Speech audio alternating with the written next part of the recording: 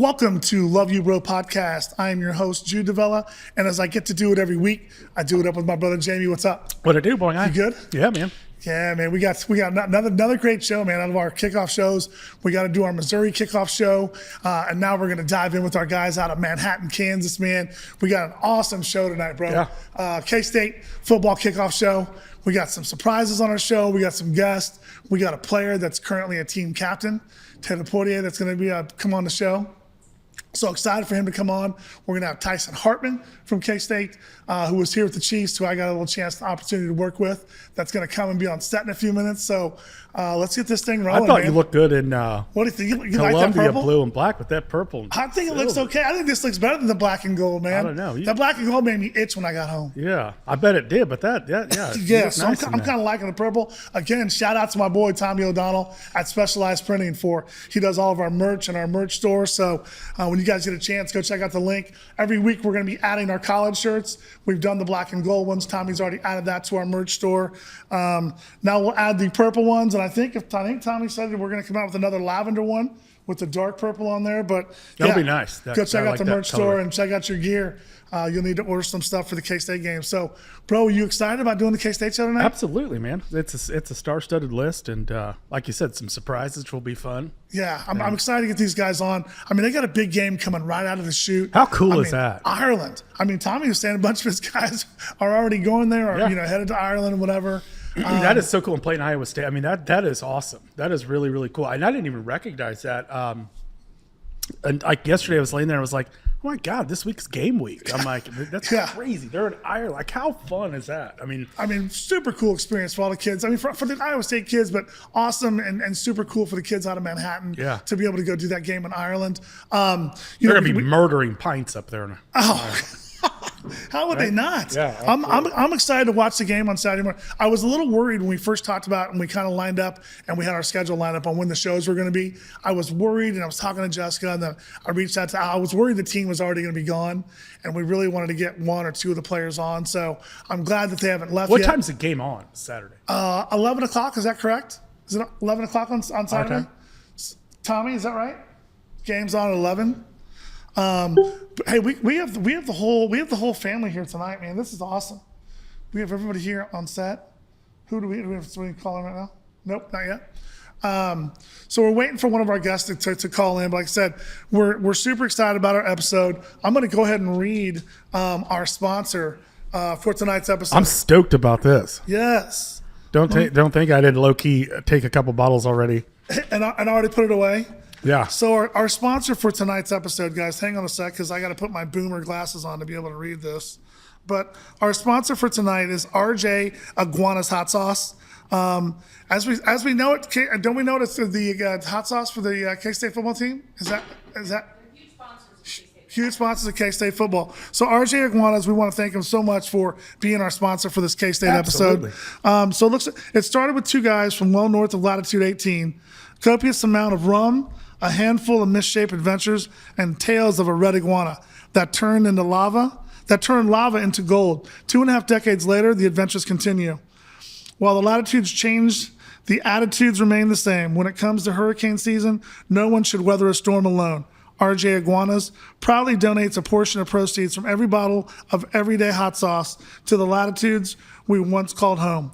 We hope you'll join in the voyage along the way. And I think this started, if I'm not mistaken, Jessica, they were telling us that, where was it that they had the storms and stuff down there?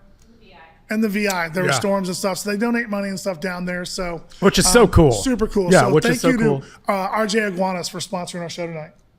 Who do we have coming on? Multiple people? AJ and Taylor. Okay. Or Al and Taylor, sorry. Okay. So we got Al. Go ahead and bring Al on, then we'll bring Taylor on.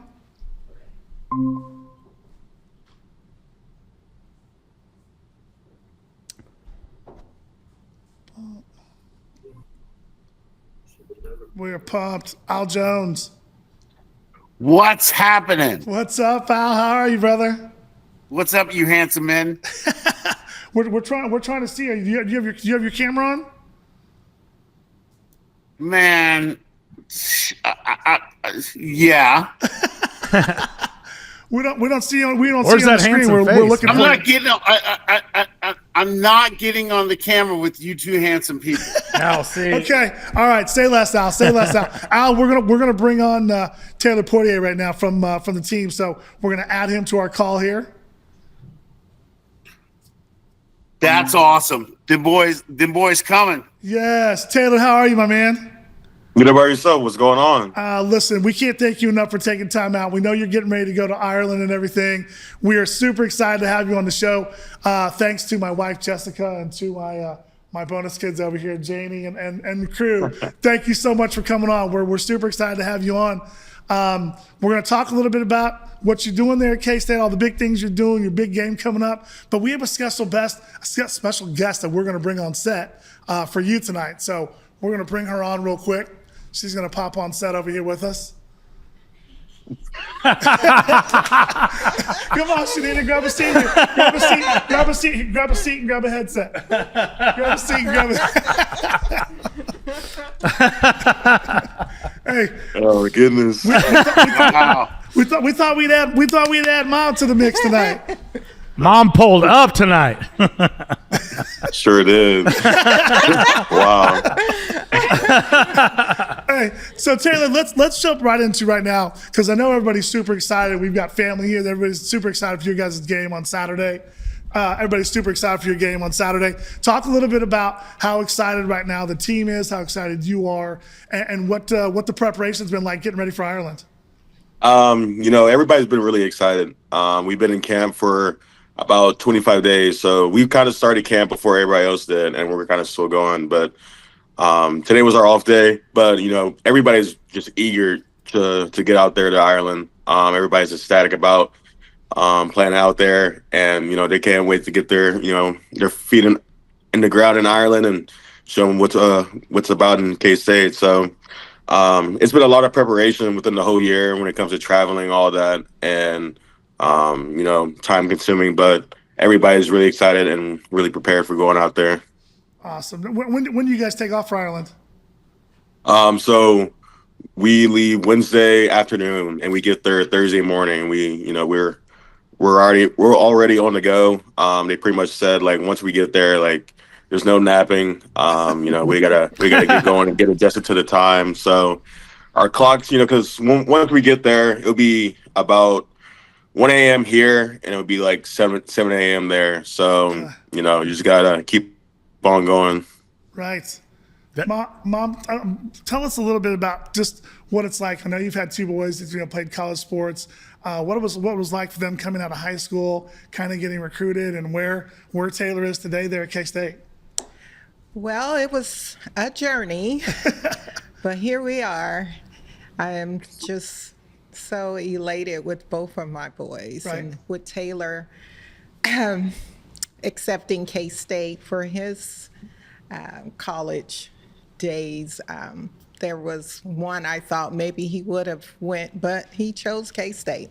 And so I'm so glad to see all of his endeavors and all that we have to look forward to. I'm so excited.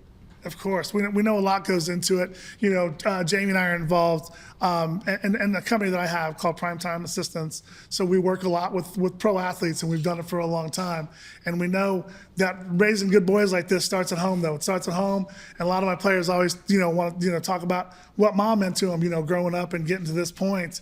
Tell us what that was like, Taylor. Growing up, and you and your brother, all the support from your mom. Tell us what that was like growing up. Growing up, having a twin brother isn't easy. A lot of arguing, a lot of this is mine and this is his type of thing. A lot of switcheroo type of stuff. But my mom raised both of us really well. She was really hard on us when we were young. And it's a reason for that is so we become successful when we're older. And that's kind of shown with me and my brother. And I can be more grateful and appreciative of her. Just making sure that we were in the right schooling and the right, setting in life, being around great people in my life, be able to make great friends and, be where I'm at right now. So all thanks to her. But yeah, just growing up with a twin brother, it was a good time, but a really competitive nature. Always battling who's the best brother and who's the fastest brother, all that. So it was a good time growing up, but it was at those times, a little brotherly love, little fusses and fights. So, it is what it is. Jamie? Yeah. So I got to say this. This is your 7th year, right? Coming back to 7th year. You Yes, sir. just got to keep coming back to put that ass whooping on KU, right? And that never gets yeah. old. That never gets Oh, old. yeah. I was talking to Mom offset about it, and she was like, last year I got a little bit nervous. I was like, she's like, we have to win this game. I'm like, you guys always find a way. I was like, I look back and I'm like, man, KU Have can to never find get a over. way. Yeah, KU can never get over. But that's awesome. So preparation. So and you guys are the only local team that's ranked nationally. There's that handsome man right there. Look at him. There's Al. There's And he's Al. off. Then he's off. He tricked us Taylor, there. we have Al Jones on as well right now, former player back in the early 90s. Taylor, OG Yes, sir. here, OG, and I gotta throw this out there. I'm proud of you, the player you are, the man you are, Mamba Poitier. It's good to meet you. Let's get it. Yes, sir. Let's do it. Let's get it. You got me on here, and I'm a huge fan of yours. OG. I appreciate it. And I appreciate you and the person that you are and the player that you are, and all of us old guys look at you and we respect you and we love you and you're part of our family, and let's get it. Thank you. Thank you very much. Taylor, I was at K-State 89 to 89 or 80. I was 88 to 91. So he played 4 years there. We got several other guys we're going to bring on. Jamie, what are the questions you got for Taylor tonight? Yeah, I mean, I'm just excited that you guys are, the only local team ranked nationally. How's that feel? And what's an off season with Coach K like, man? Is it rough? Is it grueling? Does he know when to pump the brakes? Is he pedal to the gas? How are his camps and leading up to where you guys are now? I know you said you started earlier, so you guys jump in and it's what to expect. What's his camps look like? It's kind of tailored to some guys. With being at like a 25-day camp, pretty much a 30-day camp. It's just a lot of days of where you could practice. For me, especially like, and new to tailor some reps for me and a bunch of other guys, just because they know I was going to be playing a lot this year, and they know just like type of player I am. More just looking for other guys within the team to see who can back me up, and like they need to put anybody in. Just seeing for that, and we had about 4 breaks throughout camp. Usually camp when I was younger, we would get done around like 9:30, 10. These days we get done around like 7:45, 8 o'clock. So I'm at least in bed by 9 o'clock, 8:30. So I can wake up the next day at like 6:30 or 6 o'clock and, get the day started. But yeah, about like the pre-rankings and all of that within, being a local team, we try not to look too much into that because that can, put your head towards something else. Sure. Having basically a fixed mindset, like this team doesn't have to get any better than we already are right now.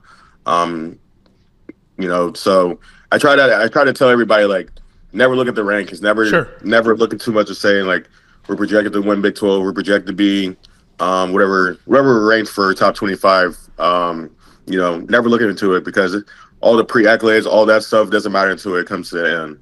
Absolutely. All the end results is where we want. Absolutely. Hey, let me ask you this, Dave. Do you get on the sticks and play that college football 26? I haven't had time to. No. I haven't had time to yet. And, I was dying to ask that. And then let me ask you this. In the locker room, who gets on that ox? Because you're a veteran now. You can take control of the ox, or who's on it? Recently I have within my O-line section, but I kind of like just let other guys kind of play. I'm kind of a old soul, so I like to play like the old school stuff. Yeah. And so they don't like to hear it too much. Yeah. But yeah, I just let the other guys kind of take control of it because I'm not too hasty with what plays on there. Sure. I pretty much heard everything. So. Sure. Perfect. Taylor, let me ask you a question, and I'd ask your mom. We kind of talked about this a little bit before we came on set tonight. This is your 7th year at K-State. You're the longest player that's ever been like at K-State. I know with COVID, like all the stuff that came up, But with all the transfer portal and all the stuff you see going on with NIL, transfer portal and stuff, what continued to bring you back and say, you know what, K-State's where I want to be? Was it a thing of just your heart telling you that? Was it a thing of you going, hey, I know I'm going to get better with Coach Kleinman and I may have a shot at going to that next level? What kept making you year after year be like, you know what, I'm going to stay out of the transfer portal. I'm going to, stay here committed. I'd heard something from Tim Grunhard talking about how proud he was of you, that you were still there at K-State doing what you were doing, starting a team captain. But to me, like I said, tell me what your thoughts were, for coming back those years. Back 7 years ago when Coach Kleiman and Coach Riley took a chance on me, I was forever grateful for them, honestly. I never thought I'd ever be here. So, throughout everything that has happened, throughout everything, all the hardship that I've gone through, they were always there for me. And what this place is built on is always about family. And that's what always stuck to me. I could never, give up on family. And that was the one thing for me. And all the things that they poured into me, they taught me, I wanted to give it back. And there's a reason why I pretty much came back another year, because I wanted to give everything I have for them and, bring a championship to this team and excellence to this program. That's awesome, Taylor. I love hearing that commitment, because you see so many guys that, if they face any type of adversity in a university or wherever they're playing at, anything of maybe it's something with a coach or he wasn't getting playing time or whatever else, first thing you see is guys just hitting the portal, and you see guys just transfer out. And there's just not a lot of loyalty, and a lot of what you talked about, like you said, being loyal to the guys that the stuff that they taught you, and Coach Kleinman believing in you, and that's special. So hang on to that. That's really cool to see, and should be a light out there for other kids. The grass isn't always greener on the other side. Hey, Jude. Yes, sir. Us old men, like, we get information about current kids, Yep. guys that play, and I got to tell you, us old school guys. Always got information about Taylor, and K-State wants that kid to be a part of the program. And Taylor, we never met and we will meet, but us old school guys know the amazing people that we have in the program, and you're one of those guys. And like, we've always heard about you, and you're the people that we want in our program. And I'm glad you're there, and we will meet one day and you'll be like, yo, what's up, old school? And and I'm telling you right now, it's like, thank you so much. And Mama Poitier, thank you so much for raising such an amazing kid. And we know, us old men know who the great people are in our program. And thank you so much for being part of K-State. And Mama Poitier, thank you so much for letting your kid be a part of this program. And Taylor, man, you got a lot of fans out there, man. These old guys, you're a special kid, and we always have your back. Appreciate it. I'll let you know. Thank you so much. Taylor, again, we thank you so much for coming on tonight. We don't take up too much of your time. I know you're getting ready to go to Ireland, getting your stuff ready. We just want to thank you so much for coming on the show tonight. We really appreciate it. We wish you the best of the luck this season. I know we'll be out to see a game in Manhattan this year. I know my wife said we got to go to Manhattan to see a K-State game. So, man, take it easy on my Hawks this year, man. And then we'll also be in Lawrence to see the KU K-State game. Take it easy on my Hawks, man. Come on down. Ready for it. We'll pull up. Thank you so much. Thank you so much, Taylor. Appreciate you guys having me. Yeah, Taylor, thanks to you and your mom for coming on our show tonight. Really made it special. And like I said, hey, don't think we're not going to be reaching out during the year and try to get you back on for another show. Just let me know. Hey, we'll send Taylor, let's get it. Taylor, we'll send you a link so we can send you some of our merch, some of our Love You Bro. We'll send some of the RJ Iguana hot sauce and some shirts out. Oh yeah, to we you. already boxed it up. The hot sauce. Hey. Got them wings going now. Thank you, man. We appreciate you coming on. Appreciate y'all. Thanks, You have a good one. Have a good luck. Stay healthy this year. Mom. All right. Thanks, Mom. Thank you. You can go ahead and bring Sammy on. Well, thank you so much. Thank you so much. Sammy, How's it going? Good, Sammy. How are you, man? Welcome to Love You Bro podcast. Al Jones is on here with us. This is my brother Jamie, part of one of our our hosts here. We appreciate you taking time out of your schedule to come on the program tonight. Of course, yeah. Thanks for having me. Absolutely, Sammy. Tell us a little bit about your time at K-State when you were there. Who was your coach? Who you played for when you were at K-State? Yeah, so I started off with Snyder. So Snyder's last year was my first year. Okay. I was at quarterback, and Okay. then Kleinman came in. I switched over to tight end, and then through 2022 was my last year. Okay. There, yeah. 2020. So 2022 year with Coach Kleiman. What was that team like compared to being with Schneider and then being under Coach Kleiman? You've had a chance to play under both coaches. What was that like? What's the biggest differences you saw? A lot of differences. Kind of a shift from. I think Snyder was kind of a micromanager. He had one way of doing things, and it worked for a long time. Kleiman kind of came in. And it was like, "Hey, I'm a players coach," and we were like, "Whoa, players coach? What's that?" So it was a lot of fun. Though they both had great styles. But I'm a huge fan of Kleiman, and the team we had 2022. I mean. Talk about all the guys on that squad: Deuce Vaughn, Will Howard. We had a team that year, so it was a lot of fun. Right.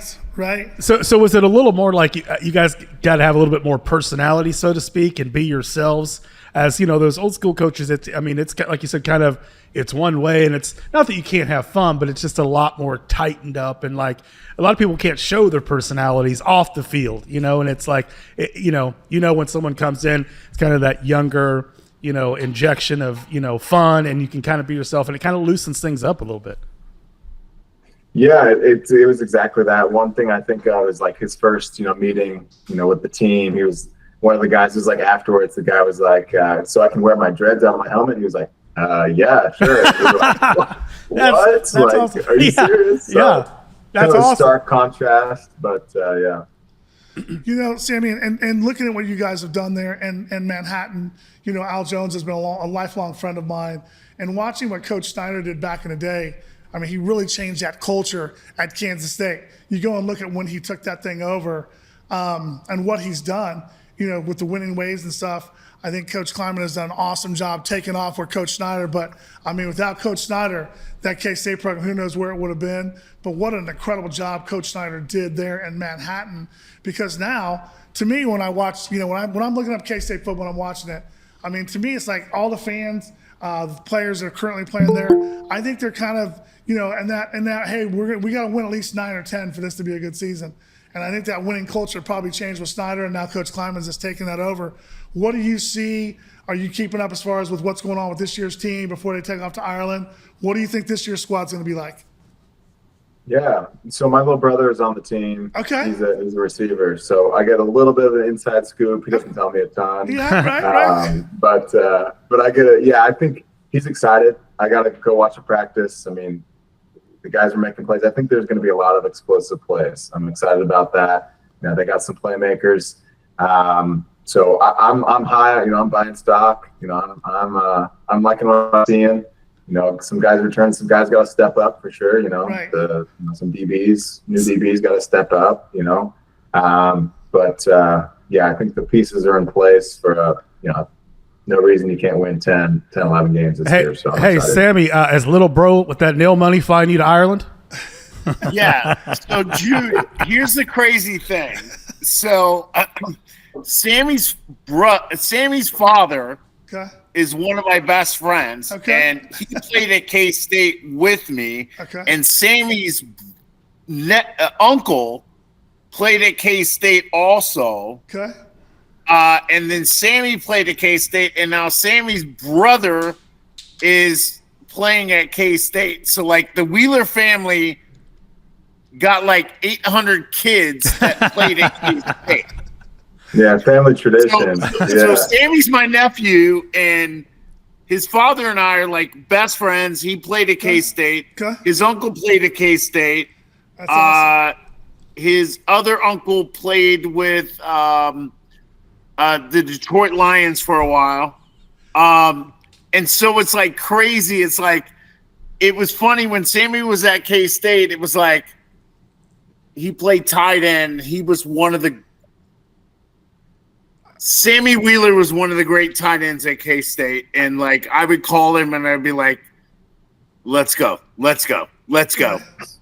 You know, tight end. You know, us tight ends stick together. Absolutely. The cats are tight end you now. We got a lot of good guys coming back. We got a lot of good guys. You got a 5-star coming in at tight end. I mean, nice. Yeah, Let's go. Let's see what happens. But there was another local kid from Kansas City that was there for a year, came out of Northern Iowa, Briley Moore. Briley Moore spent a year over there. Yep. Riley Moore Yeah, went Riley's to a good K State and he played tight end, and Sammy was a great tight end at K State. So I mean, I'm a little, it's my nephew. So yeah, I get it, man. Hey, Sammy. So when you came to K State, you said you were a quarterback. When you came out of high school, where'd you play your high school ball at? So I played in the KC area at St. James Academy. Okay, so you were at St. James, okay? Yep. And you came out of St. James as a quarterback, and then when you got there, when did you make the switch to tight end? I did, yeah. I came in as a quarterback, recruited with Snyder, and then once Kleiman came in, we were low on tight ends. You know, we had some kind of they're your 6-0 lineman type of tight ends, which are some great guys. But I came in at kind of more of a Kleiman tight end body. So yeah, I remember seeing me at K State when you played tight. You were 18 when you played tight end, correct? 19. Yep. Yep. I remember him playing tight end over there. Jamie, any more questions for Sammy on? Sammy, what do you think about this RJ's Iguanas hot sauce? It's the shit, right? You had Say that again. The RJ Iguanas hot sauce we have here. Hey, I want to try it. Yeah, we know. Say less. We'll send you out some. Have you had any of it, Sammy? I don't think so. No. That's our sponsor tonight is RJ Iguanas Hot Sauce. So they're our sponsor tonight. I know they do a lot of support up there for K-State football, so wasn't sure if you'd come across. And Sammy, you didn't answer my question. Is bro flying you out to Ireland? He got me a ticket. There you go. The flight, and that's the hard part. Yeah. Okay. Could make it this time. I'm kind of regretting it, but Yeah. Are you gonna have a watch party, or does your obviously it sounds like you have a lot of family kids? Do you guys have like watch parties? What do you guys do for big games? Oh yeah, we'll get some of the boys together that I used to play with, and we'll watch the Cats beat the Cyclones this year. It'll be a good time. Awesome, man. Awesome. Well, we're super excited, like I said, to have you on, Sammy. We're super excited about this K-State football show. We just had Taylor Poitier just call in here a few minutes ago. We had his mom on set, so it was nice to get one of the current players to talk about, on the team and what they've got going on. What does your brother talk about when he talks about the offense this year? Avery Johnson. What are they expected to do offensively? I think they're, like I said, explosive plays. I think they're going to be, dangerous on the ground for sure. I mean, you got two guys in the backfield that can both run 23 miles an hour. I mean, who do you stop, right? You got to pick one of them. Right. And the other guy's going to just crush you. So I think that's exciting, the run game. We got, a new O-line coach, my coach, my tight end coach, Brian LePack. He switched over to do O-line this year. So, and he's just, a genius of a man. So I'm sure he's going to do well. They're going to run for a lot of yards, and then hopefully Avery improves in the pass game. They got some good receivers. The receivers look the part. They got some experience. So excited to see that as well. Sammy, what was your all-time record against Kansas? What was it? 5-0. Yeah. Was it ever even close? I was looking back at shit and I was like, "Geez, it's 50-6, 48." I was like, "Jesus." When was the last time Kansas beat K-State? I don't know. It's been a long time, man. 2008. Tommy, do you know? No. 16 years. 16 years. I knew Al would know that. I knew Al would have that stat pulled up. He knows last time KU beat K-State. Yeah. Dylan, who else we got on the show now? I don't think anybody's waiting right now. Nobody's waiting right now? Leon was in here a second. What was that game week like, Sammy? Like, is it when they're playing Kansas? Leon Edwards is waiting to join the conversation. Okay, he popped off. Al, will you do me a favor to send him a text, tell him to call back in? We'll get him on the show. So, Sammy, we're bringing on several people tonight. We got Tyson Hartman that's going to jump on set with us. We got Leon Edwards. Dylan's dad, that's going to call into the show. So we're bringing all kinds of people on from Manhattan. We want to hear about all this Wildcat love and all this stuff going on and how excited everybody is for this season. I mean, to me, the stuff that I've been reading, it's kind of, I mean, win the Big 12. I mean, that's kind of the prediction, yes? I mean, you got a team like this. I mean, the last time I did it was when I was there in 2022, and I think this team is just as good, if not better. I mean, you look back though, you know, you had the Will Howard as your quarterback and Deuce Vaughn, and you know we had some NFL talent, but Right. I think the Cats have some NFL talent this year too. So I think that's the prediction, and you know, it's kind of championship or bust. I love it. Sammy, we're gonna bring another guest on the show, and you can hang out here. We're just gonna be talking to everybody. Hey, what's up, baby? So welcome to the show, Leon Edwards. How are you, sir? Man, how's it going? We're doing good, man. We appreciate you taking time out of your schedule to pop on with us tonight and talk a little K-State football. Are you Definitely. Are you headed to Ireland? No. We're not going to be at Ireland. What we're doing is we're celebrating here with all the family and everything like that, which is a great situation. We got a theater, so it's going down, man. We got 200 selective guests, and we're going to make it happen, Cap. Man, I love that. I like that shirt. Oh, I appreciate that. It's Run, Dylan, Run, baby. You Yeah. can go to rundylanrun.com. I love it, man. The RunDylanRun.com t-shirts. I love that. Hey, well, Yes, listen. indeed. Hey, we're going to send you, everybody that's coming on the show tonight, we're going to go through our guy, Tommy O'Donnell from K-State that's got specialized printing. We're going to send out some of these Love You Bro t-shirts. We got some of these black and silver ones that say Love You Bro podcast. So we want you repping some of this Love You Bro podcast out there when you guys are cheering I on definitely will. cheering on I those definitely Wildcats. will. And it looks good. It looks good. Hey, we're Definitely. excited. So Mr. Edwards, tell us what all the stuff we've been reading about your son. We know he's electric. We know what he did last season. What when you talk with him, how excited is he to go to Ireland to play this game? How excited is he for the season? Let's start first with this Iowa State game in Ireland. How excited is he to go out to Ireland? Well, I know the excitement is off the Richter. I can't put that into words. With it being a legacy, I got all kind of emotions going on that I can't control. But nonetheless, he's excited to be there. He's excited to be with the team, with the Wildcats. And I'm excited, and he's ready to get over there and enjoy himself with the team as well.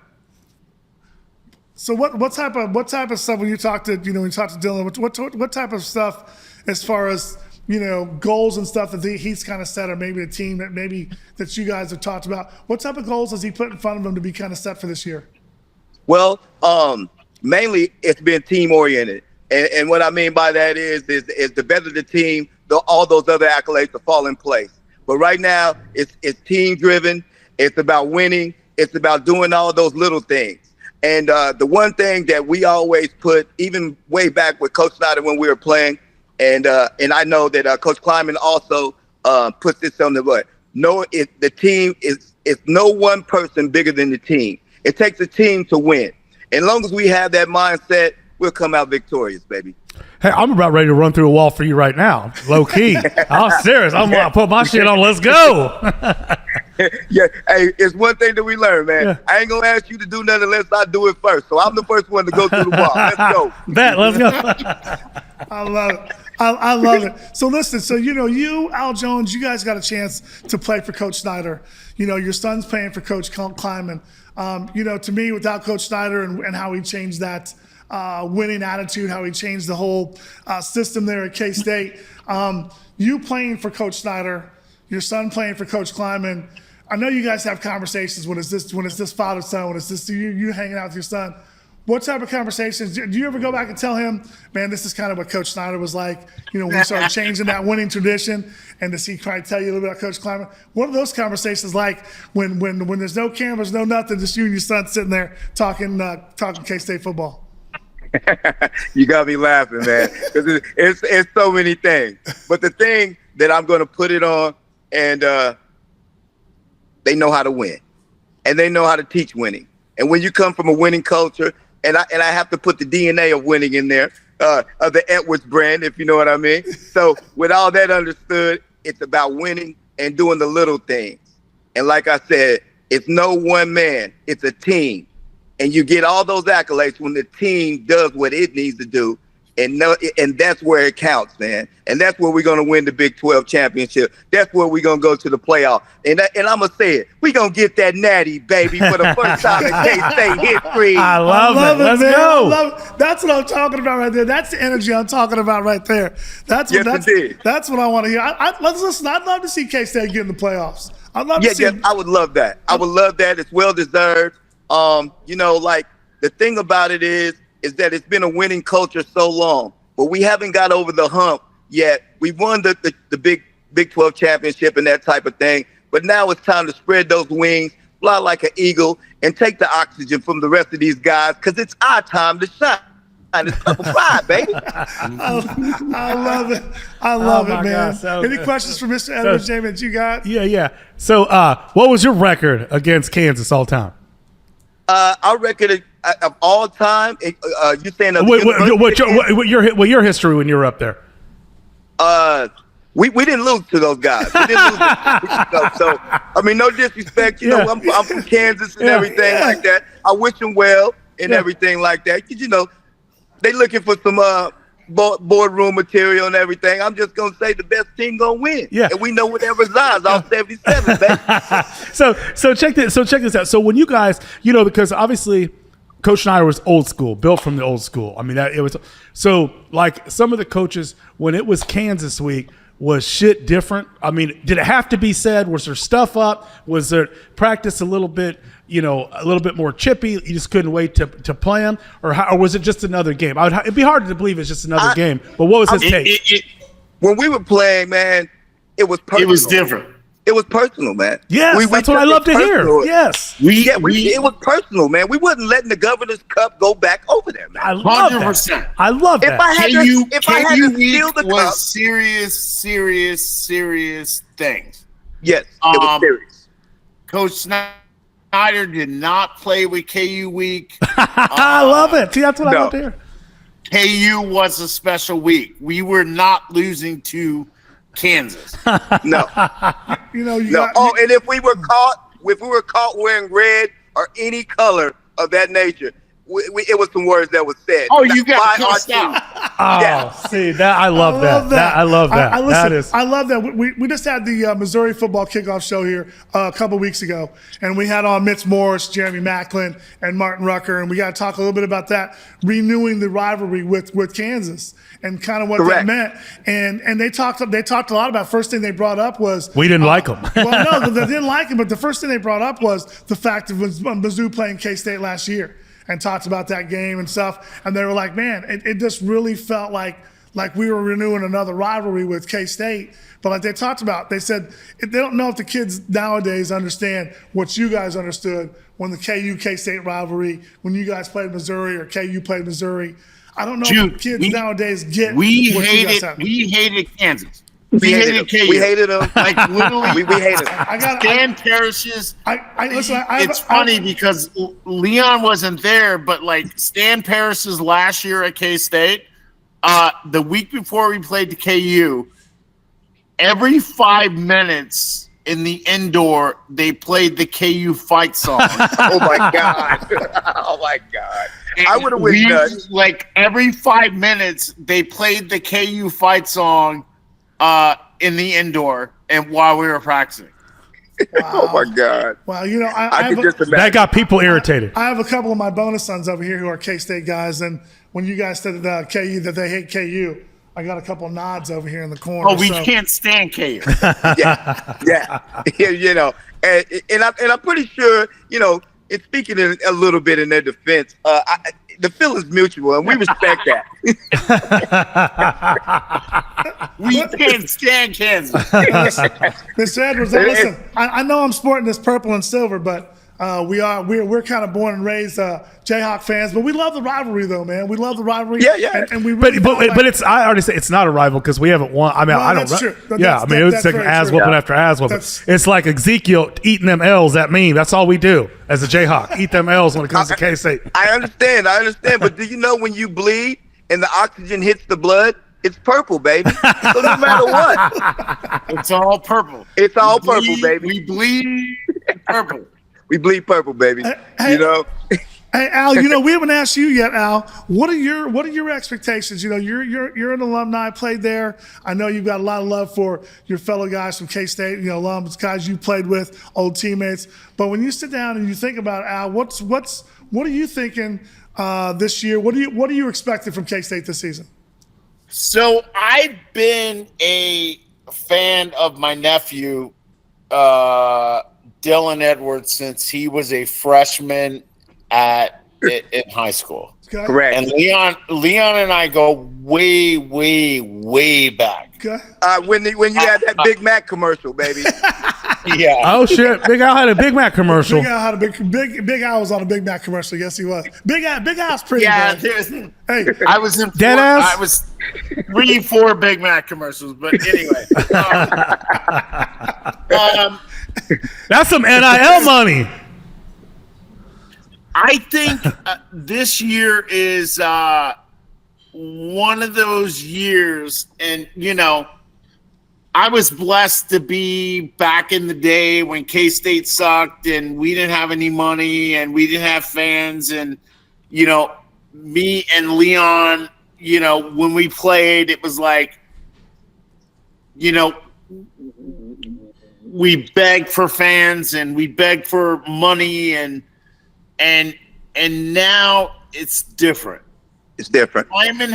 Kleiman has taken over what Snyder built and has added on to it amazingly.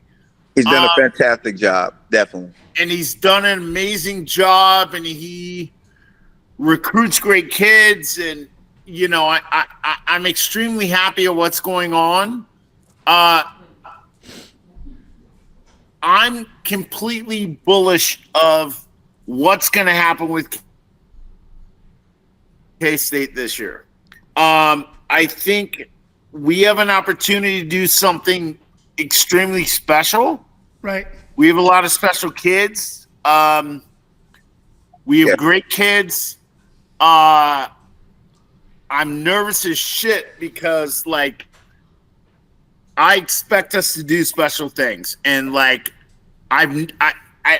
don't think I've been in this situation where I'm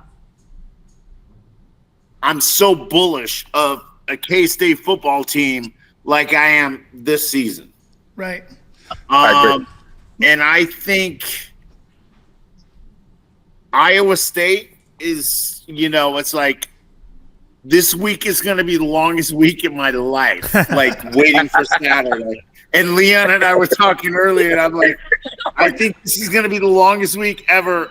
I'm going to be working, going overtime, going okay, can Friday night get here? Can Saturday be here? We have a lot of our friends that are in Ireland, and it's we have an opportunity to show the world about K-State and where we are. Right. But I'm nervous. Right. How many fans are they expecting from K-State? 30,000. 30,000 was the last count that I got as well, Al. 30,000 K-State fans. I think 25,000 Iowa State fans. So there's 55,000 Iowa State K-State fans going to Dublin. That's a lot of pints, boy. 30,000. Yeah, we fans travel from well. Manhattan We travel traveling well. Yeah. Wow, that is awesome. That is We awesome. travel well. We come to invade. It's purple everywhere, baby. Purple clouds. Purple everything, baby. Purple boats. Purple drink. Purple golf clubs. Whatever you want to call purple, it's purple, baby. Hey guys, we want to thank our sponsor for tonight's show, which is course. RJ Iguana's hot sauce, man. RJ Iguana's is our sponsor tonight. Mr. Edwards, we got some of the RJ Iguana hot sauce on set tonight. The Higgins. Yes. They're amazing people. They have amazing hot sauce. They're part of the K-State family. We love them. Stacy, we love those guys. Yeah. Yes, we love They're those phenomenal. They're phenomenal. Mr. Edwards, so have you had some of this RJ Iguana's hot sauce? I haven't had an opportunity yet, but if Al's endorsing it in their family, I'm all in. It's sick.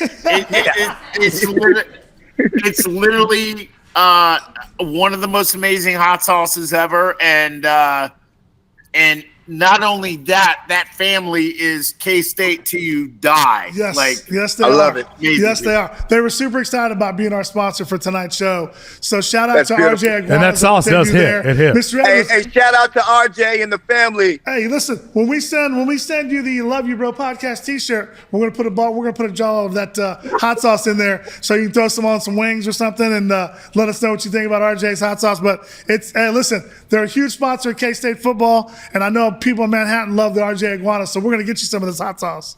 Definitely, I'm looking forward to it. So Definitely. Hey, Jude. Yes, sir. Jude, let's talk about K-State for a second. Let's do it.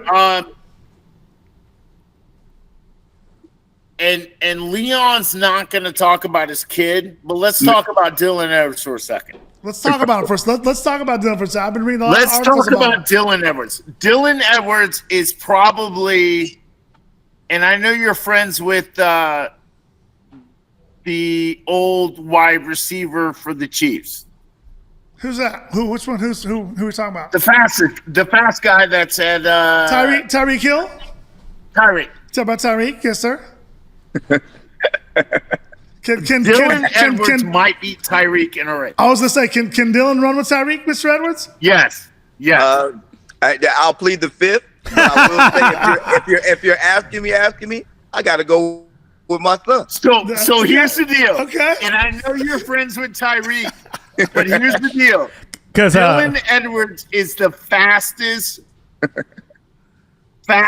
kid in college football by far. Hey, listen, we can reach out to Tyreek and tell Tyreek, hey man, Cheetah be liking the race too. Tell the Cheetah that Dylan Edwards in Manhattan, Kansas wants to race him, man. We may set this stuff up and go live with the Love You Bro podcast and watch Dylan and Tyreek go at it. We'd love to see that.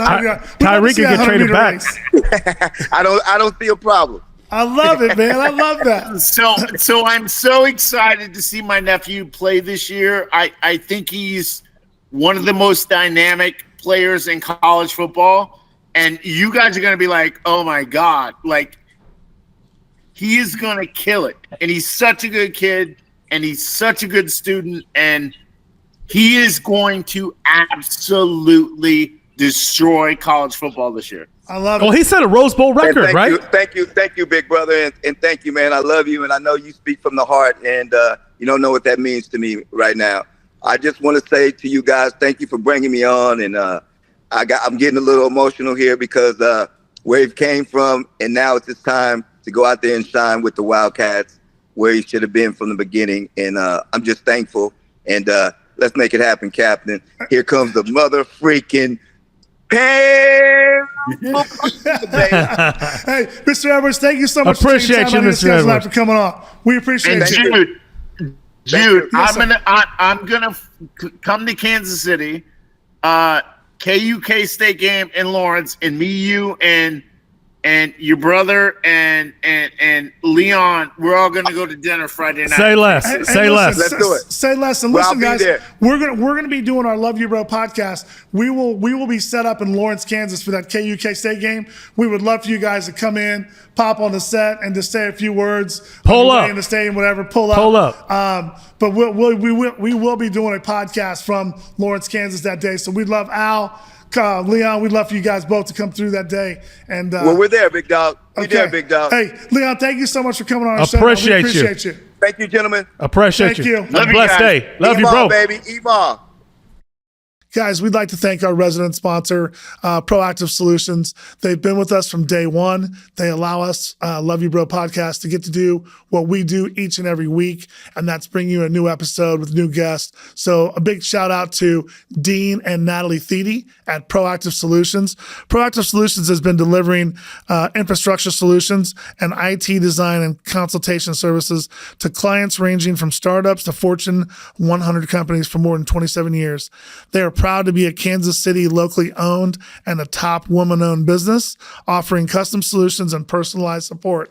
So thank you to Proactive Solutions, Dean and Natalie. If you guys are interested and your company needs some IT solutions, reach out to Proactive Solutions at www.proactivesolutions.com. We have two great resident sponsors that really help us here at Love You Bro Podcast and allow us to do what we get to do week in and week out.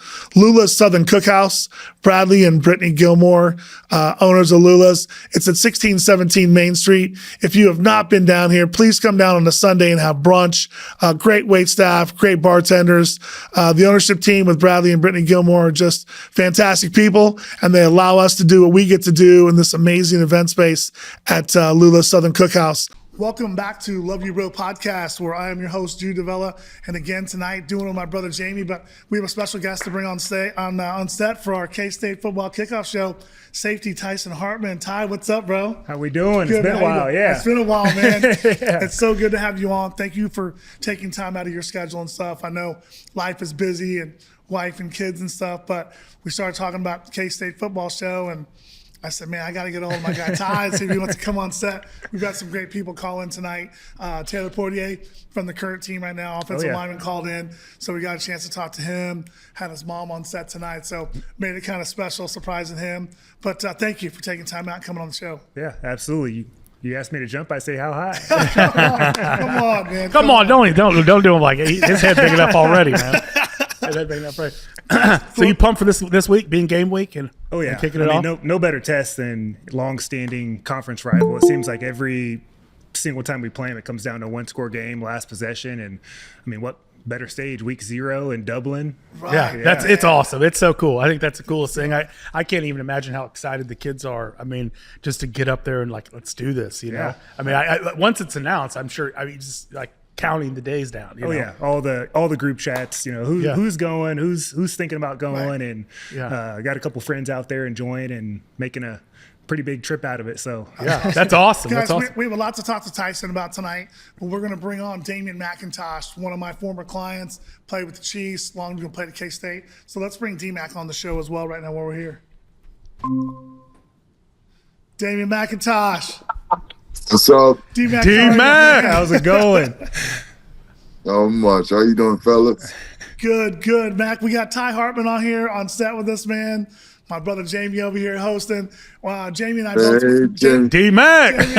Jamie, my guy. Jamie and I both did a lot of work for D-Mac when he was here in Kansas City. So definitely, a client and then friends and family now. So we stay in touch. But D-Man, welcome to Love You Bro Podcast. Thank you for taking time out of your schedule to jump on the podcast with us tonight. Having you and Ty on is special. So thank you for coming on. For sure. Thank you for having me. Absolutely. Mac, tell us, you and I talked a little bit on the phone the other day. Tell us about, you told me that Coach Kleiman brought you out to Manhattan to talk to this year's squad. Tell us a little bit about what that day was like. You don't have to go into everything you told the team, but kind of what your conversation was with the team and what expectations are. And, we'll let you and Ty talk a little bit about your time at K-State. Sure. An old teammate of mine, Joe Hall, reached out to me and asked me if I wanted to speak with the team. And I said, you know what? Yeah, sure. I'll come out. I haven't been out in Manhattan in over 20-something years. So I said, all right, let me go out there. So they had arranged for me to come out. And it was, I want to say it's about last month when I went out there. And, flew out to Manhattan, and it was cool. It was great being back in Manhattan. I've been here in a while. Lots of change. Right. And they showed me around and stuff that changed and at the stadium stuff. So I got to tour around a little bit and be pretty much almost like a fan. Just seeing everything. And then the following day, I went in and I wanted to talk to the boys, just kind of address, my time at K-State, things that I went through, dealing with adversity, things that I learned when I got into the league, and you had to kind of do as far as just learning how to manage yourself, handling your finances, things of that nature as well. So I wanted to just talk to the boys with that, give them my experiences, maybe told them a story about, things that I had to deal with and adjust to. Other than that, it went well. It went really well. So the guys responded really well. I enjoy, hanging out, watching practice, meeting some of the coaches because I didn't know any of the coaches that were there. So it was my first time meeting Coach Klein. So it was a really good visit. I really very much enjoyed it. So I'm glad I went out. I'm glad Joe reached out to me and everything. And, I look forward to trying to get back there sooner. Yeah, you know what I was going to say, D-Mac, if I was within the university and the organization, I would make it an annual trip for you to come out there. For a guy that Coach Schneider, one of the most versatile guys in the history to go through Kansas State. I mean, that in itself, D-Mac, in this day and age, you were the guy who did anything for your team. And you said, hey, wherever they want me to play, you were first team all Big 12 defensive tackle. I mean, that's no bullshit. That's legit. And you switch over your first start, you started left tackle. The next week, our defensive tackle. Next week, you're back over tackle. 2 weeks in a row, and no qualms about it. You just wanted to make the team better, and that is a message that these kids need to hear. I mean, it's just like, it's not about the name on the back; it's about the name on the front, and willing to do anything for the team. And I think, along with your success you've had throughout the NFL, another thing, being a part of K-State, you are K-State. And that is, I mean, that I cut you right now. It's purple coming out. That is something not a lot of kids would do. Not a lot of kids would give up, especially in this day and age. They say, "Hey, we want you to move to you're all big. You're first team all Big 12. We want you to move to offense." I'm hitting the portal. So what your message is and what it is, D-Mac, I don't even think you know. You're like low-key, like, yeah, it's like you're a legend. That would be if I'm up there. If I'm up there, I'm like Damion McIntosh weekend. He's coming here, by the pay me out to talk to the squad. So, yeah, man, I think it's special, D-Mac. So I love that I heard that you were out there. I'm like, how cool is that? And what a better person, athlete-wise and person-wise to go out there and talk to a squad. Definitely, I appreciate that. Yeah, I did. Oh, man, I forgot I did. I talked about that as well. Yeah, I mean, can you imagine that? I mean, can you imagine that being first team all Big 12 as a defensive tackle, and then they go and tell you, hey, we want you to go play offensive tackle? Like, that's crazy, D. You know what was cool? My man Scott was there. He's the head of as far as their filming and all their media stuff Scotty and everything. Eiler, yeah. That he put together a monologue, and man, boy, that had me kind of shook. I was kind of surprised by it, Right. And a lot of the kids looked at it and said, "Damn, you play both ways." Before Travis Hunter. I was a both way player, and I was the only one, as far as O line, D line, that did it at the school, and I accomplished that, But to me, it was. I told them, listen, I played like I played at the playground. I just played. Right. Coach Snyder asked me, to learn, offense and defense. So, in high school, I did it. But then it was just, something we did down here in South Florida. Right. And going out there, they didn't really know where they wanted to play me right away because, I was just kind of labeled as an athlete. I was a big kid athlete. And I was just raw in either way. D-Mac, Bobby Stoops recruited you, right? Or Stoops so that's big time. I mean, and he recruited you. He was out so that's big. I just want to say. Yeah, I gave my whole story about Coach Stoops coming down, recruiting the east side of South Florida from Palm Beach all the way down to Dade County, while Coach Jim Levitt had where Darren Howard and all those guys came from. What a hell of a staff. Over on the Tampa St. Pete side. So those two guys, were a key asset in gathering a lot of skilled positions out of South Florida at that time. And we came there. There was a large group of us that came. I told them, like, the ones that stayed at K-State, because not everybody stayed. Of course, you had the guys homesick or whatever the case may be, but the ones that stayed and really committed themselves to the program, we were a staple foundation to the success that was going on there. And we pride ourselves on that thing right there. So, all of us, everybody on the team made that team what it was during that time period. And we were pretty special. I told the kids, listen, out of 5 years, I only have 5 losses total, period. Wow. Yeah. So that's quite a run. Yeah, I mean, we were really keyed on trying to dominate. Right. And it's not like we had a lot of depth, but we had guys that really played well. We had key guys that were from different areas that were key players, and we all came together at the right time. Right. Yeah. I was going to add to just your career and playing multiple positions and just how impressive that is, both physically and mentally, understanding both sides of the game. And when you shared your story, talking to Coach about how he had that envision, or he had that vision for you, what he wanted to do, that's not how my conversation went with Coach Snyder. Not a lot of people know. I was recruited as a quarterback to K-State, but at the time we had, future first-round draft pick Josh Freeman, and I was, I redshirted. I was kind of waiting for my turn, and after that redshirt season, about 3 games in, I was approached by Coach Prince at the time, and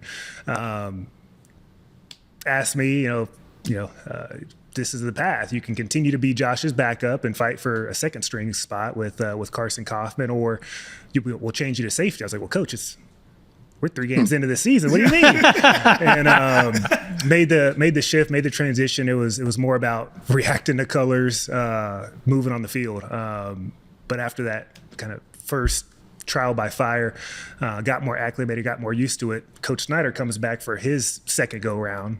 It's like, oh, this is great. I'm a athletic quarterback turned safety. I need to go talk to Coach, see if he wants me to play quarterback again. So in the exit interview, before we all kind of go our separate ways in the offseason, I posed a question to him. He says, no, son, I've seen your film. You're sticking to quarterback, or you're sticking to safety. It's like, nah, no dice. So just the type of person, player, both selfless and obviously tremendous ability. Hat goes off to you. I appreciate it. That was a great story of yours, definitely. You know how Coach Snyder, you really don't want to have too many conversations with him.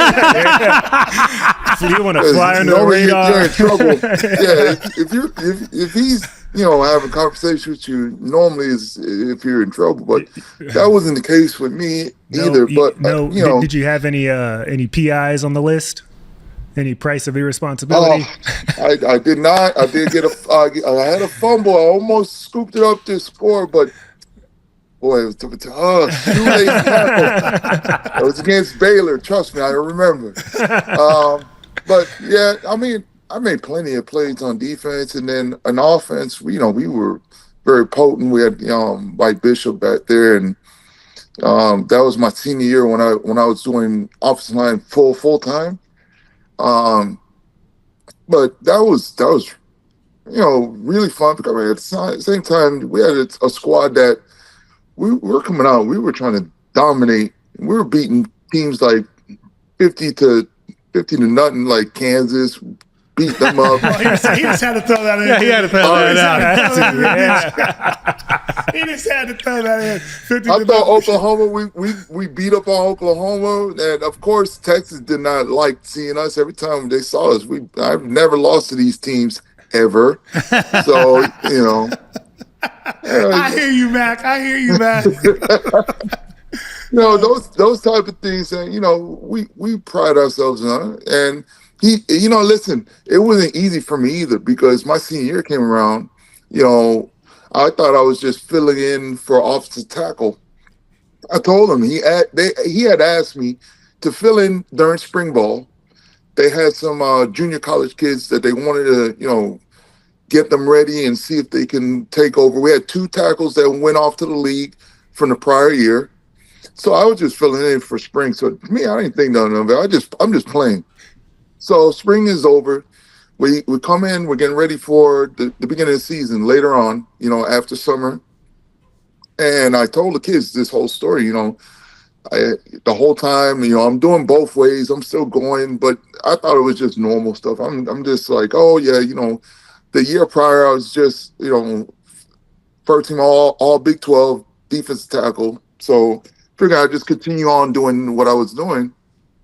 Before the season started and we're about to play Temple, he said, Damion, I need you to handle the offensive left tackle full time, and we'll have Mario Federfehi play D tackle for you, and we'll be a better team like that. At the time, I didn't like that. I was like, what? You mean I cannot play D tackle? I said, listen, I'll do both. And he's like, no, that's not the vision that he had. I was like, so I was in conflict of that at the time, right? Right. So we're about to play Temple, and I'm a team captain, this and that, senior year, and he sits me, and he said the first drive, he has Milford Stevenson, another great kid, but he wasn't ready at the time. But he threw him out there, and I'm benched the first series. And I'm watching them go down the field. They score, and then he looks at me and he says, "You ready to play?" I said, "I don't care if you put me in as kicker. I'll play." So I ended up playing left tackle, and that's what I played for the remainder of the year, full time on my senior year. Wow. It's just being selfless, and I just kind of told the kids, I had to be selfless, Right. and I had to be mature enough. Right. To handle the change, even if I didn't like it, I'm doing it for the betterment of the team. So that's pretty much what happened. At the end, when I got drafted and went to San Diego and all that, he said, told you I knew where I need to put you. And I was like, oh, okay. And I ended up being in the league for 10 years at left tackle. So. Yeah. He must have known he was talking about that. If he put you in the league for 10 years, man, that's a nice long career in the NFL. Yeah, I survived. I survived 10 years. Earlier in the show, we had on Taylor Poitier, team captain, offensive guard there for K-State. We had him on earlier today. His mom came on set with us. So it was nice to be able to talk to him and kind of see where their head is right now heading into this game at Iowa State. I want to ask you and Tyson both. You guys played for Coach Snyder. Coach Snyder was a guy who changed the dynamics of football in Manhattan. Before Coach Snyder was there, it was a program that hadn't won a game. He came in there to make the change. I want to ask both you guys, what was the biggest thing that you guys remember about Coach Snyder? Because we've heard a lot of stuff about Coach Kleiman. Some of the stuff I've heard about Coach Kleiman is how detailed he is and what he had done at North Dakota State before he was there. Do you see any similarities in Kleiman and Coach Snyder? Or what were the biggest things you guys took from the time when Coach Snyder changed the whole mentality there in Manhattan? Well, let me tell you, because I had him at an earlier time, the first go around. Not the first go around, okay. Because you were there a few years before Tyson was.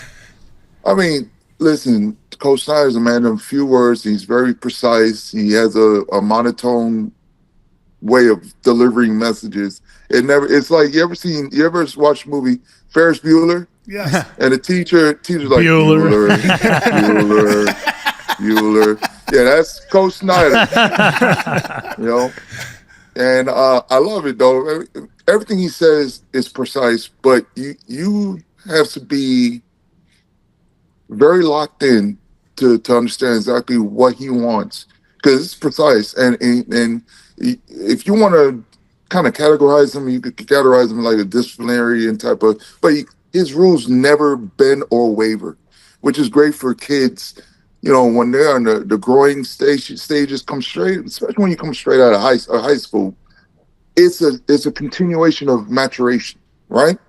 So I had him, and I went to K-State in 1995, and when I got there, I pretty much needed that type of structure, I think, in order for me to get to where I am now, right? So we dealt a lot more with a lot of the position coaches, At the time when I first got there, it was Dana Demo, who just passed. Definitely, it was a great man.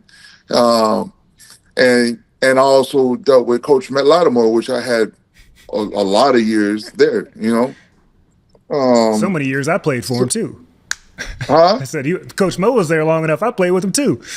Coach Mo lived through the whole, and he changed his. Coach Mo is still there. I think he's still there, but even though he said he retired, he pretty much still got an still there. I office still somewhere. hear his voice. He's in the office somewhere.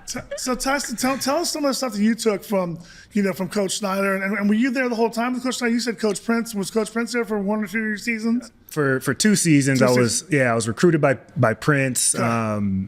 Actually, James Franklin, the quarterback coach, offensive coordinator, now running Penn State. Okay. Raheem Morris, been successful in the league now. Wow. They did my first home visit. So if you can imagine, if I wasn't committed by then, that electric. Absolutely, man. Wow. Those are some big time coaches, Jamie. So Coach Snyder, the coaches you have mentioned on this alone, both of you, he had a hell of a coaching staff up there. Between Prince, Snyder, just the almost a Hall of Fame of coaches. Yes, 100%. Underneath them. And I'll say it was different. Under Prince, under Snyder, people always ask me, what'd you enjoy more? Right. I answer the question the same way every time. Well, I enjoy winning. So my time under Snyder was a lot more effective, a lot more fun. Right. And partly due to the culture. I feel like even now, it's almost a staple family. You see it everywhere in Manhattan. You see it everywhere in the facility.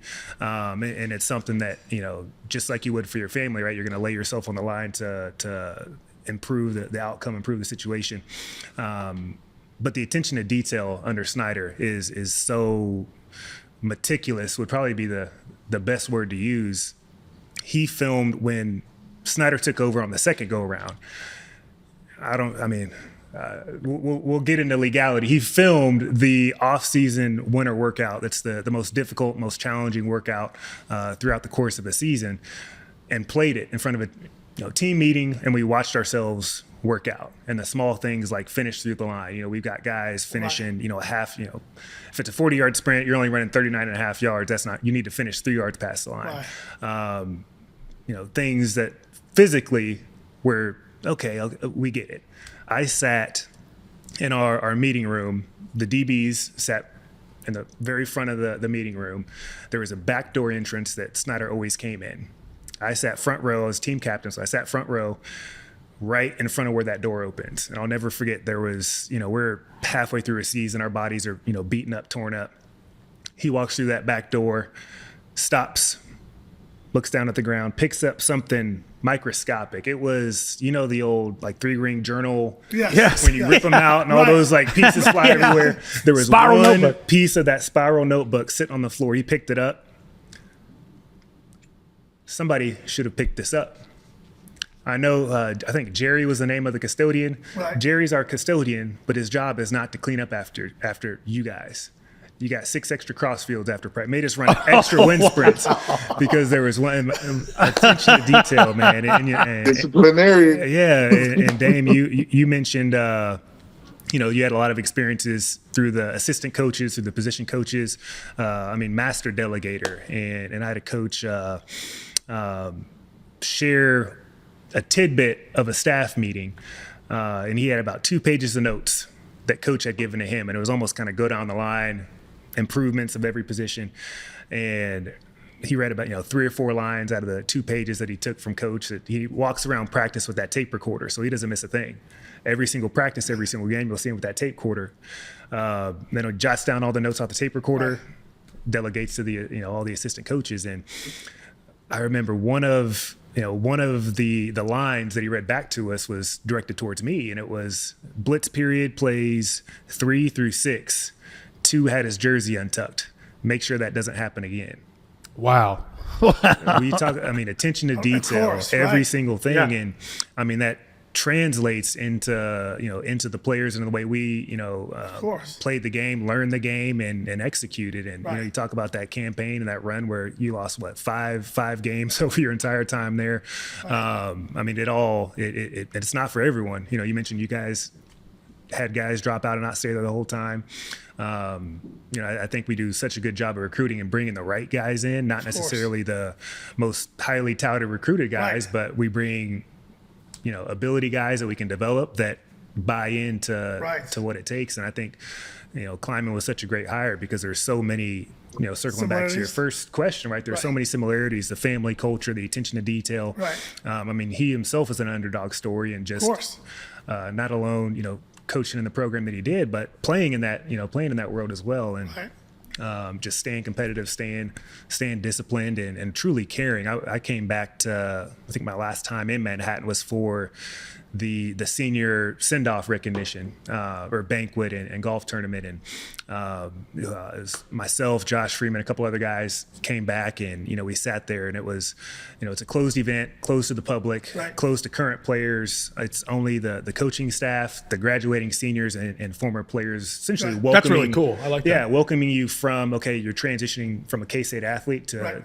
the K-State alumni community, and we take care of each other. And it turns, the drinks get flowing. It turns into a semi-roast where the position coach brings up the senior that's graduating, that's going to the league, and, talks about, when you came in, you were 150 pounds, soaking wet, asking to start, and really good time. But you truly felt the love, the connection, the family. And there are speeches up there where, you had grown men in tears, just the love that you could feel. Of course. And after every speech, Josh and I turn to each other. Whoever's at our table, we're turning to each other saying, I would have loved to play for these guys. Right. And just kudos to Gene Taylor and finding the right guy to fit this program. Absolutely, man. Everything we've heard about Coach Kleiman has been big. And it seems to me like when the whole, culture changed at K-State, everybody talks about the coaches that do the little things, that make sure the little things are taken care of. And that stuff, it transgresses even to when you talk to NFL coaches, or you hear the guys like Belichick, you hear the guys like Coach Reed. It's always the little stuff they talk about. They talk about if you're paying attention to detail and the little things, and you're eliminating those mistakes, those winning programs change around. D, you guys were there, Tyson, you guys were there in Manhattan. I've been blessed to be around a lot of you guys, both you guys, and a lot of great players in Kansas City. And what they say about Coach Reed is these guys love playing for Coach Reed. But Jamie and I talked about last season when they talked about, they didn't have a good wide receiver room. They didn't have this. They didn't have that. Mahomes didn't have the people up front he needed. But every week, week in and week out, they found a way to get a win at the end of the game. And I see a lot of that in Manhattan and with Kleiman. It's the little stuff. When you eliminate those little mistakes, you eliminate those things, you start teaching guys, no matter what happens at the end of the day, just find a way to win. I don't care. Don't tell me you slipped. Don't tell me you weren't feeling good that play or you were tired. Just get it done. Just find a way to win. And I see that winning mentality in Manhattan now. Yeah, absolutely. I mean that's what I take from watching Coach Snyder and the teams you guys played for and watching Coach Kleiman, is it really seems like the attention to detail really is something that they really harp on there. Like you said, just the little things, man. You eliminate the little things, and it transpires. And it was always a history, or watching it. You guys never did stupid shit, take stupid penalties, do stupid. Once in a while, but it was just disciplined football, be in your lanes, responsibility, and all that shit starts obviously day one at camp. And when your K-State program, where it was, there was not a better person in the world than Coach Snyder to come and take that and instill all that stuff from the ground up. Like, this is how it's going to be. It's going to be a culture. We don't take shortcuts. We ask guys to switch. They're not real pumped about it, but they do it. And you guys have been that foundation that's gone through that to now where the program is. And obviously, Coach K now, a lot of that he's taken from, Coach Snyder. And to carry that, or the respectability and where your guys' program is. You're talking about, and Kansas is going through a similar thing, but kind of in the baby steps of what's happening. And it's taken a Leipold to go there and let all that other shit that ride different, it's different now. This is what we're doing. And he always talks about Coach Snyder and the job that no one wanted it. It was like, no, man, we're not going there to go to Manhattan. And kids like you coming from Florida, and kids, we had some you guys are basketball wise, and they're like, driving to Manhattan, they ain't shit in Manhattan. So you got to really love the game and love what you're doing to go there and go through a system that, once again, there's a piece of spiral notebook. I love that shit. Yeah. Because that's the more kids I'm in school settings, but should be Like, that's the little stuff that will make you better. You think that's silly at the time, but you go and it's like, oh my God, this is, then you look back on it, it's like, holy shit, this is what, and D-Mac, in your coaching, I imagine you took a lot of what Coach did and what was on, stuff that you, like the little stuff, and say, hey man, and the kids stop and say, D-Mac played in the league. He had a successful college, and it's a little stuff, but it starts with Coach Schneider. And like I said, I think it's just cool. And we had the Missouri guys on. We had J-Mac and we had Mitch Morris and Martin Rucker on a couple weeks ago, and they talked about the delegation that Pinkel did. And he's like, he coached probably 20% of the time, but he just had his guys that his word was on to deliver his word. And that sounds a lot like what Coach Schneider, walking around the tape recorder and just attention to detail. That is hilarious, man. He just walked around with the old school Radio Shack tape recorder. Cassettes too, yeah. Yeah, little cassettes. Listen, anytime you see him whispering, you're like, oh shit, I want to that tape recorder was a staple, and we always watch. You never heard his voice. He just walked by. He walked by you like a ghost, and you see him there, and he's like, oh shit. So yeah, he was like that. Them years I went there, and like you said, South Florida kid. I never heard of K-State. And I told those kids there when I spoke to them, I said, listen, through my recruiting process, I said, I committed to University of Miami my junior year. I went to their camp. Coach Dennis Erickson was the head coach. And he was a D tackle. Woo. Yeah, I did both. I did offense and I won the best lineman award, period. And Coach Erickson said, listen, you got full scholarship. I said, yeah, I'm staying home.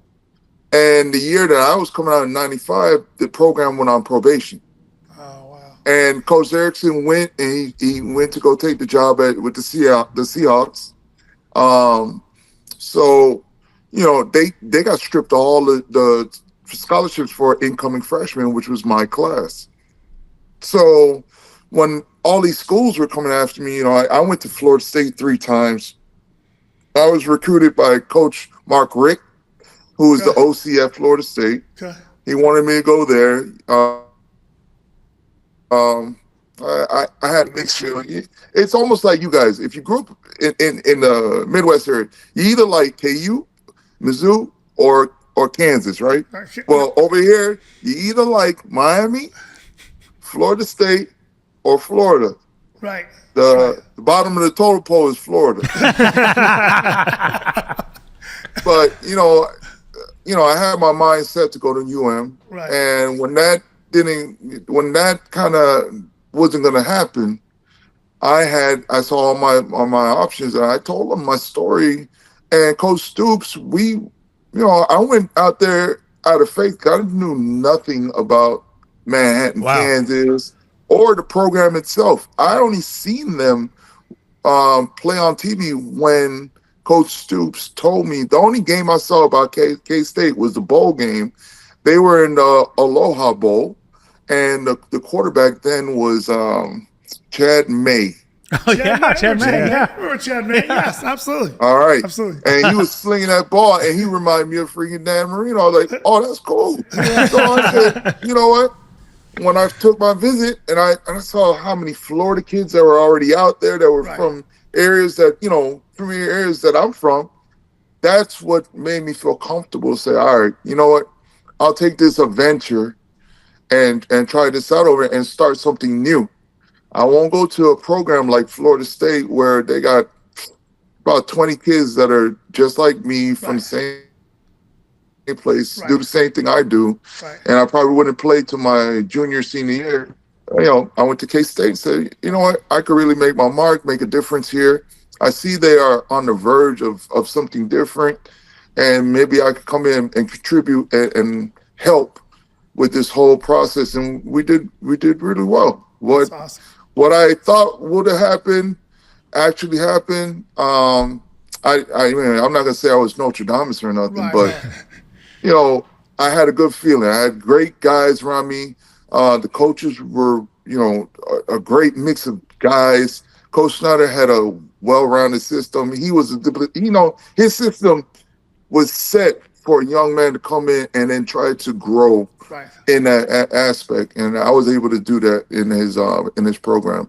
Hey, listen, guys. Before we start wrapping our show up or whatever, I want to let you guys know. First of all, D, I don't know if you know much about the RJ Iguana's hot sauce, but they're big K-State alumni.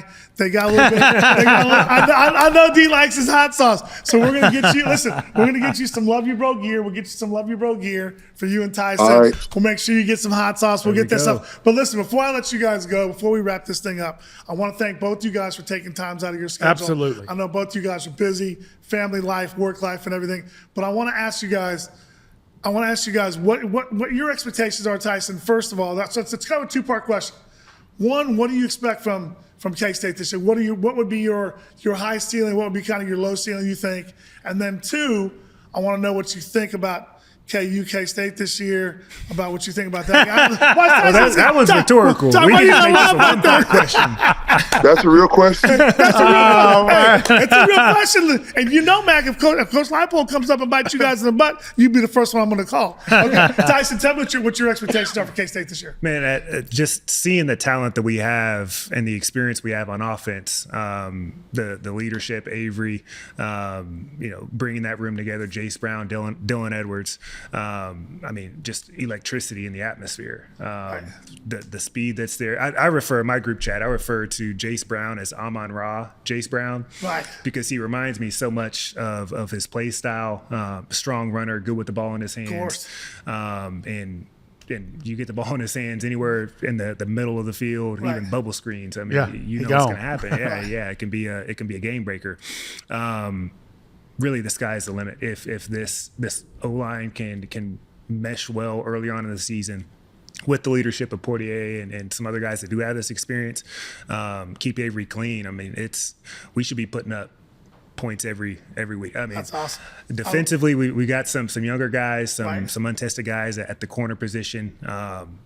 When you look at Coach Van Malone, Joe Clanderman, they've developed safeties and they've developed DBs and sent them to the league. So Right. that's, once they kind of get their feet wet here these first few weeks and get into it and get that confidence under the belt, of course, the big uglies up front causing havoc makes that a lot easier. A lot Yes. easier. Yes. So, What- any prediction for KU K-State game? Do you want a score prediction this early? Because I can give not- you not- a lot to zero. Maybe we'll throw some backups in there, get some love, and lot to maybe zero. get some slot points. This is But how I love my guy Tyson. Hey, you know you're doing something that Coach Snyder don't like, putting bulletin board stuff out there. Mac, I didn't know he was on definitely Coach YouTube and Klein probably Instagram. would've either. Mac, what are your expectations for K-State this year? What are you kind of from afar? What do you think? Honestly, I really liked what I saw when I went out there personally. I watched 2 of their practices. They have a little core group and a nice little nucleus of kids that I think are going to be real special. I think they will have a very successful year coming up. You got to also remember, Iowa State is like a mini version of what we were. Right. They really kind of changed their culture and the way they approach games. So they got that hard nose, come in and you got to really dogfight with them. And if I can remember, they're not an easy win. Right. So, I expect a closer score, but I like what we have. I like the coaching staff. I like their philosophy. So I don't see the game getting out of control. Right. But I do see a lot of control. The details of small details that's being implied on this Right. team. And granted, I've seen Iowa State these last couple of years, Yeah, they're good. more than the last couple of years. They're good. But at the same time, I see us being more of an edge. Again, every year something's different. Every team has its own unique differences. This year and then also both teams are going in. It's not really a home field advantage for neither one of them, right? So they got to adjust to that. But I think K-State will be fully ready. They've been preparing and getting themselves ready as well. I expect them to go out and have a great game and come out victorious. This year, as a whole, I expect them to compete and march up the rankings like we always do, because every time those posters love to give us that challenge, and normally the program always responds really well and climb that ladder. I think this year will be very well. I don't know as far as a specific number. I know I don't want to try to be, I don't want to touch that and throw something out there. But, I do see them doing well. I told them I would be a proud alumni watching their journey and seeing what they've done, what they do, what's their story for this year. So I expect great things out of them. I think they expect great things out of themselves, right? So I'm really excited to see the journey, and starting with this first game that's up in their island. Hey, so last question for you guys, and then we'll let you guys go. Can you guys see you guys K-State making the playoffs this year and getting in the playoffs at the end of the year?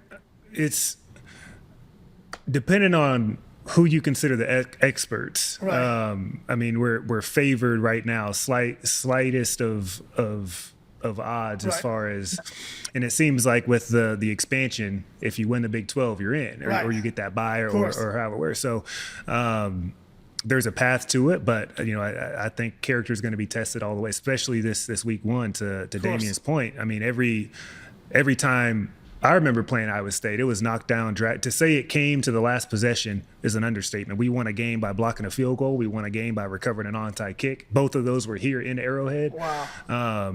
And it was, my senior night was another one-score game. We are parallel like programs that makes for a really good game. And I think if we can establish that culture of winning the hard way early on in the season, we got some tough tests. Army right around the corner too. Again, tough, hard nose, try and slow the game down. If we can stack some of these early wins in the season against tough tests, tough opponents.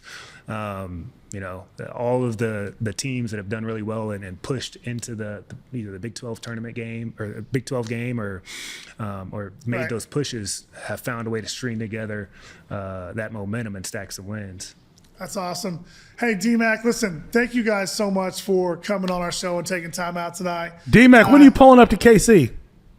Say it again? When are you pulling up to KC? You have any scheduled trips to KC, come to Kansas City? I'll be honest with you, nothing right now planned. I would like to look at the schedule right now. I'm volunteer coaching high school down here in South Florida at my daughter's high school. So I'm trying to. I love trying to teach these boys. The kids that I'm teaching now, a lot of them are beginners, learners. It's not the top athletes, but they're kids that want to learn. So I don't want to. I have to find some time that I think we're just getting into our season. We'll have our first game next week, or actually this week, Friday. So I'll have to see. And be honest, it'll be a spur of the moment thing. We're like, I'm gonna grab a ticket and fly out. Sure. You guys, Jamie, you and Jude would know. Way beforehand, I'm like, I'm about to fly out there real quick. So, that way I know my people's, my fam is around me, definitely. But I'll have to see. Right now, if you tell me, I just don't know. I don't know yet. We have some stuff here going on. So I do have the urge to find a time to go. It won't be that first game at home, even though I know they'll have the alumni and all that, and I know they do their little get together. But it's too early in the season for me here to find time to fly out there at that time. Okay. It was easier when I lived out in Kansas City. Yes. I could just drive over. Right. But now that I live back in South Florida, my mom and dad been on me all these years to move back, so now they got me back. So it's kind of hard for me to get back to the Midwest. Hey, D, thank you for taking time out of your schedule tonight, man. We love you, bro. Sir. Your family. Love you, bro. And we got some stuff. I'll get with you because I want to get sizes and stuff. We'll get some stuff sent out to you. We'll send some of the RJ Iguana's hot sauce out to you. But thank you so much for coming on our program tonight. Appreciate you, D-Mac. Man, I appreciate you guys. You guys are awesome. Hey, listen, you guys have done a lot for the area of Kansas City. You guys are a big staple towards the area and continue to do a lot. I'm so proud, and I love seeing what you guys do. So continue doing your Much what you do, appreciated. brother. Love you, bro. D-Mac, that means a lot to you, man. Love you, bro. Thank you so much for saying that. We appreciate that. Yes, sir. Yes, sir. All right, guys. All right, right, Dan. Thanks, D. Tyson, thank you so much, man, for coming on the program. Absolutely. Taking time out Thanks of for your having me, schedule, man. Appreciate you, bro. You're Thank you part so of the much. you're part of the Appreciate it. Love You Bro family now, bro. We're gonna get you to sign this up here. Oh, and then, yeah. We got some stuff to send your way. All right. We'll Thanks so get much for taken being care on the show. That's our show for tonight, bro. Till next week, man. Yep. We out. Love you, bro. We out. Tyson, thanks, For bro. sure. Love you guys. Thank you, guys. We're out.